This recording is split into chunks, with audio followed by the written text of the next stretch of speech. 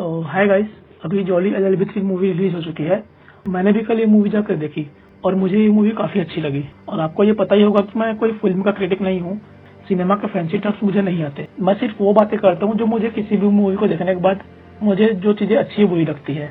और jolly LLB 3 movie देखने के बाद भी जो मुझे चीज़ें अच्छी लगी या फिर जो भी चीज़ें खराब लगी वो चीज़ें मैं आपसे शेयर करने वाला हूँ। तो ये फिल्म सिर्फ एक कोर्ट रूम ड्रामा नहीं है, बल्कि ये इमोशंस, सोशल इश्यूज और एक मजबूर किसान कैसे एक भ्रष्टाचार के खिलाफ अपनी जंग लड़ता है उसको दिखाने की कोशिश करती है। इसकी स्टोरी काफी हार्ट टचिंग है।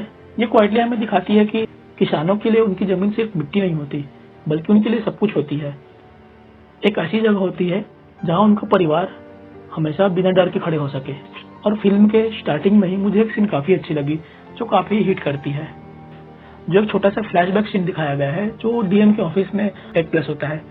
वह किसान की बहू होती है और वो ऑफिसर के सामने कुछ बोलती है, पर जो डीएम होते हैं या फिर जो ऑफिसर्स होते हैं वो कहते हैं कि अब हमें औरतों की सुननी पड़ेगी क्या। सोचिए, आज भी ऐसे गांव हैं जहां औरतों को दबा कर रखा जाता है और इस सीन को काफी सटल वे में ही इंक्लूड किया गया है। और ये सिर्फ मूवी का एक छोटा सा सीन नहीं है, बल्कि ये हमारी सोसाइटी की रियलिटी दिखाती है। और सच कहूं तो मुझे ये फिल्म देखते वक्त याद आया कि कितने ही लैंड इंक्रोचमेंट केस हमने अपने आसपास सुने हैं रिसेंट डेज में। Farmhouse plots, agricultural land, कुछ बड़े बिल्डर्स फेक डॉक्यूमेंट्स लेकर आते हैं और उनके जो लोकल ऑफिशियल्स होते हैं वो पैसे लेकर अपनी आंखें बंद कर लेते हैं। और किसान वो कोर्ट कचहरी के चक्कर में सालों सालों भटकता रहता है। और ऐसे 500 या 1000 केस नहीं है, बल्कि आज भी ऐसे लाखों केस कोर्ट में पेंडिंग पड़े हुए हैं, जहाँ कोई लैंड ग्रैबिंग माफिया आके गरीब किसानों की जमीन हड़प लेता है और जुडिशियरी कुछ भी नहीं कर पाती है, बस देखते रह जाती है। एक डेटा के अनुसार सुप्रीम कोर्ट में जितने भी टोटल केसेस हैं उसमें से 25% लैंड डिस्प्यूट वाले केस ही हैं। और ऐसे केस को कंप्लीट होने में, मतलब कि जब वो केस फाइल होती है तब से लेकर जब उसका फाइनल ऑर्डर आने तक एवरेज 20 साल लगते हैं। और यही मूवी का सेंटर पॉइंट भी है। फिल्म की कहानी आपको लेकर जाएगी एक गांव में जहाँ की जमीन पर एक real estate developer $1 million real estate project खड़ा करना चाहता है। वो एक मल्टी मिलियनियर डेवलपर है और देश में उसकी मर्जी की वैल्यू है। और ये बहुत ही रिच, पावरफुल, वेल कनेक्टेड जालसाज डेवलपर बहुत सारे अपने हथकंडे अपनाता है और गांव के लोगों को अपनी बातों में फंसाकर उनके डॉक्यूमेंट्स में साइन करा लेता है। पर एक लेडी होती है जो उसके रास्ते में रुकावट बनकर खड़ी हो जाती है और यहीं से कहानी आगे बढ़ती है।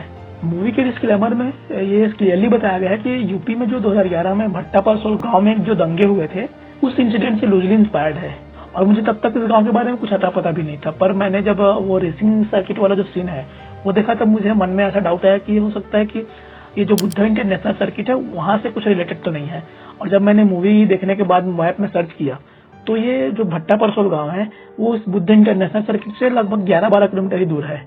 और अगर आप सर्च करोगे तो 2011 में लैंड एक्विजिशन प्रोटेस्ट हुए थे यूपी में, और इन प्रोटेस्ट का एपिसेंटर गौतम बुद्ध नगर डिस्ट्रिक्ट के ये 2 गांव भट्टा परसोल ही थे। यहाँ काफी जबरदस्त दंगे हुए थे, काफी लोग मरे हुए भी थे। और इन दंगों में पुलिस और स्टेट गवर्नमेंट दोनों की इन्वॉल्वमेंट के बारे में बात करी गई थी उस समय। पर इस मूवी में सैडली सिर्फ पुलिस की इन्वॉल्वमेंट की बात की जाती है, स्टेट गवर्नमेंट या फिर किसी भी गवर्नमेंट का कोई जिक्र भी नहीं किया जाता, जो कि मुझे काफी हर्ट की। क्योंकि ऐसे जो बड़े बड़े लैंड ग्रैबिंग माफियास होते हैं वो बिना गवर्नमेंट सपोर्ट के बिल्कुल नहीं चल पाते।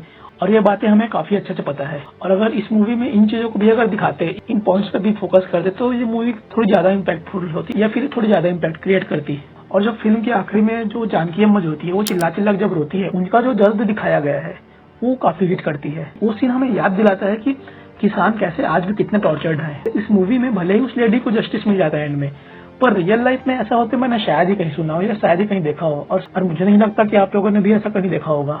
तो अगर मूवी को भी रियलिटी से रिलेटेड एंडिंग दे तो शायद ये चीज ज्यादा इम्पैक्ट क्रिएट करती। मैं अभी ये नहीं बोल रहा कि मूवी अच्छी नहीं है, पर हो सकता है वो ज्यादा इम्पैक्ट क्रिएट करती बस। और जब मूवी के एंडिंग में कोर्ट रूम सीन में ही गौरव शुक्ला जब गजराज राव को डांटते हैं और जब ब्रेक लेते हैं और उस टाइम 2 कांस्टेबल को उनके सामने खड़ा कर देते हैं, तो मेरे मन में सवाल आया, और आप भी ये सोचिए कि क्या आजकल के हमारे देश में ऐसा किसी के में इतना हिम्मत होगी कि वो किसी मल्टी मिलियनर आदमी को ऐसे धमका पाए और ऐसे 2 कांस्टेबल को उनके सामने खड़ा कर पाए। इसका जवाब आप मुझे कमेंट सेक्शन में जरूर देना, क्योंकि हमारा सिस्टम जो है वो पावर के साथ है और जस्टिस आज भी ऑप्शन में बिकती है। लोग आज भी अक्सर पूछते हैं कि किसान अदालत क्यों नहीं जाते, पर उनके लिए कोर्ट दूर नहीं, काफी ज्यादा दूर है, सालों दूर है। आज आप किसान की हालत देखो, एमएसपी जो है वो सिर्फ कागज पे है। जो प्राइवेट कंपनीज है वो डायरेक्ट किसानों से उनके अनाज जो है वो लो प्राइस में खरीदते हैं और फिर उनको ओपन मार्केट में हाई प्राइस में बेचती है। सारा प्रॉफिट मिडिलमैन खा जाता है। और किसान जो है वो कर्ज में डूबता चला जा रहा है। और ऊपर से इंडस्ट्रियल प्रोजेक्ट के नाम पर, स्मार्ट सिटी डेवलपमेंट के नाम पर, हाईवे एक्सपेंशन के नाम पर लैंड ग्रैबिंग किया जाता है।